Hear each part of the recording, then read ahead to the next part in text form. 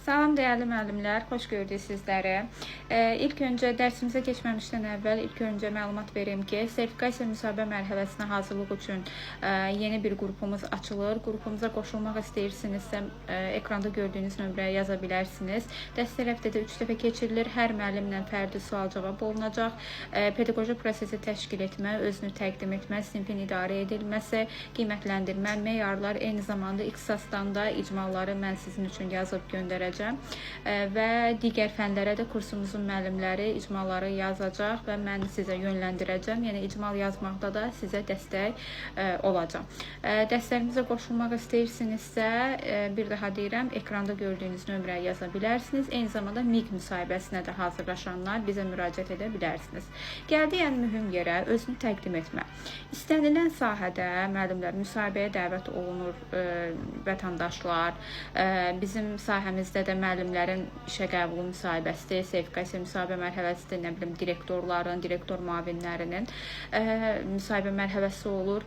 İlk öncə özünü təqdim etmə. Əyləşən kimi sizə bildirilir ki, özünüzü təqdim edin. Baxın müəllimlər, özünü təqdim etmə istənilən sahədə necə olacaqsa, ona uyğun da həmin müəllimə, həmin şəxsi suallar təqdim olunacaq. Xüsusən də bir müəllim iki cümləni bir araya gətirib özünü təqdim edə bilmirsə, ona artıq çox da suallar verilməyəcək və o təbii ki, müsahibədən uğur qazanmayacaq. Özünü təqdim etmə şərtdir, düzgün təqdim etmə şərtdir. Özünüzü necə təqdim edirsiniz? Qısa, lakanik və əhatəli. Deyə bilərsiniz ki, müəllim, deyirsiniz ki, həm qısa, həm lakanik, həm də əhatəli. Əhatəli nə barədə deyirəm əhatəli? Universitet bitirmisiniz, magistr təhsiliniz var, dövlət qurumları tərəfindən pedaqoji fəaliyyətinizdə uğurlarınız olub, olimpiyadalara şagirdlər hazırlamısınız, yarışlar keçirtmisiniz. İndi hər kəs öz ixtisasına uyğun bir uğurları olub pedaqoji fəaliyyətində.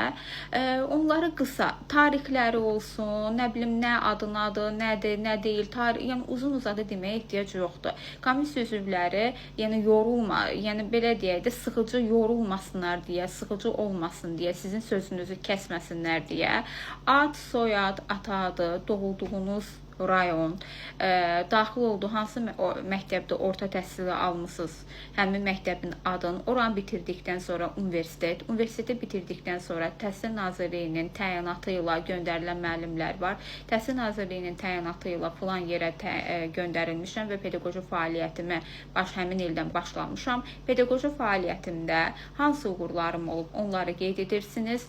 Məsələn, müəllim var ki, MİQ-lə qəbul olub. MİQ-lə qəbul olunan müəllimlər isə təbii ki, Elm və Təhsil Nazirliyinin, məsələn, tutaq ki, keçirilib 2017-ci ildə Elm və Təhsil Nazirliyinin müəllimlərin işə qəbulu müsabiqəsində iştirak edərək yüksək bal toplamışam və filan nömrəli məktəbdə pedaqoji fəaliyyətimə başlamışam. Sonra da öz uğurlarından danışsın. Pedaqoji fəaliyyətim ərzində çoxlu uğurlarım olub. Şagirdlərimlə daim yeniliklərə imza atmışam. Özümün yəni təhsil sahəsində peşəkar fəaliyyətim üçün təlimlərə qatılmışam. Özümü inkişaf etdirməyi sevirəm. Baxın müəllimlər, qısa lakanik başlayırsınız. Bir daha da deyirəm. Ad, soyad, ata adı, doğulduğunuz rayon ki, orta məktəbə hansı orta məktəbə getmişsiniz, həmin məktəbi deyirsiniz, filan ildə bitirmişəm, universitetə qəbul olmuşam və yaxud da kollec harada oxumusunuzsa oranın adını tam deyirsiniz və çalışın dialekt sözlərdən istifadə etməyin. Yəni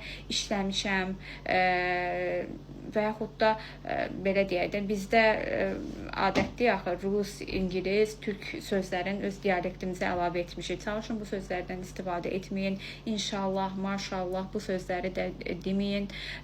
Mən, başlayanda mən filankəs, filankəs. Məni də heç işlətməyin. Mən ilə filankəs, filankəs, mən.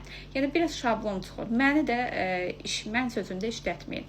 Birbaşa soyad, ad, ata adı və doğulduğunuz il, rayon və yenə də qeyd edirəm, orta məktəb, universitet və pedaqoji fəaliyyətiniz. Pedaqoji fəaliyyətinizdə, məsələn, ara verən müəllimlər var, başqa sahələrdə çalışıblar, onlara deməyin. Kursda işləmisinizsə, tədris mərkəzlərində işləmisinizsə, onlara deyə bilərsiniz. Çünki başqa yerdə işləmək ayıb deyil, sadəcə başqa sahədə işləmək ayıb deyil, sadəcə sizin sualınızın cavabından başqa suallar çıxardacaqlar. Bu da sizin üçün yorucu olacaq. Sadəcə təhsil fəaliyyəti, pedaqoji fəaliyyətiniz neçə il olub, onu qeyd edirsiniz müəllimlər. Özünü təqdim etmək, yenə də qeyd edirəm, ola bilər sizin sözünüzü kəssinlər, qayıdıb deməyin ki, mən hələ bitirməmişəm axı, yəni bu sözləri də deməyin.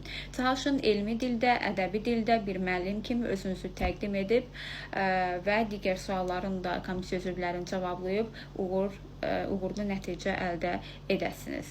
Və eyni zamanda bizim müsahibə dərslərimizə qoşulmaq istəyirsinizsə, özünü təqdim etmədir, digər suallardır, situasiyalı suallardır, mövzunu təqdim etmə bacarığıdır, sinfin idarə edilməsidir, şagirdləri necə qiymətləndirmək lazımdır. Bütün bu nüansları mən müəllimlərə bildirirəm qruplarımıza və bundan sonra da hansı müəllimlər bizim qruplarımıza qoşulsa, bütün məlumatları verəcəm və peşəkar və yüksək səviyyədə və həyəcansız müsahibədə də siz uğur qazanmış olacaqsınız. Hər birinizə uğurlar arzu edirəm.